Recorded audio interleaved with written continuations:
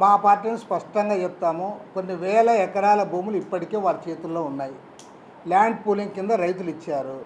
దాదాపు ఇవాళ ప్రభుత్వం చేతిలో 54,000 ఎకరాల భూములు ఉన్నాయి. దాంట్లో చేయండి అని మేము అంటాము.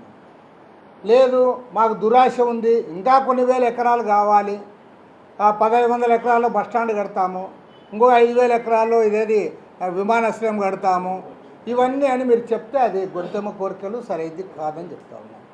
ఇవాళ 54,000 ఎకరాలు స్వచ్ఛందంగా రైతులు కూడా ముందుకు వచ్చారు. వారికి కూడా లబ్ధి జరుగుతూ ఉంది.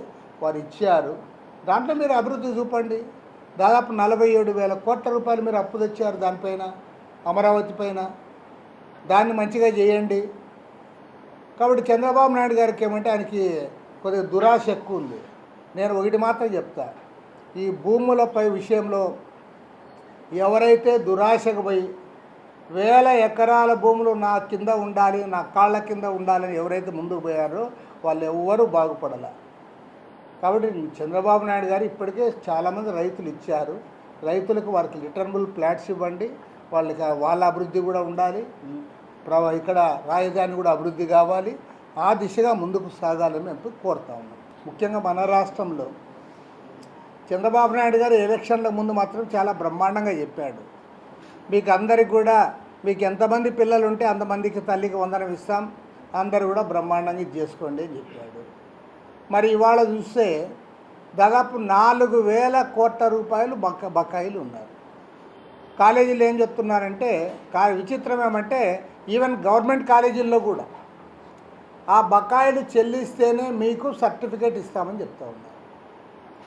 అటు గవర్నమెంట్ కళాశాలలు, ఇటు ప్రైవేట్ కళాశాలలు అందరూ కూడా వాళ్ళు చెప్తున్నది ఏమంటే, మీరు ఎగ్జామ్ పాస్ అయినా, డిస్టింక్షన్లో పాస్ అయినా మీరు ఆ బిల్లు చెల్లిస్తే తప్ప చేయమన్నారు.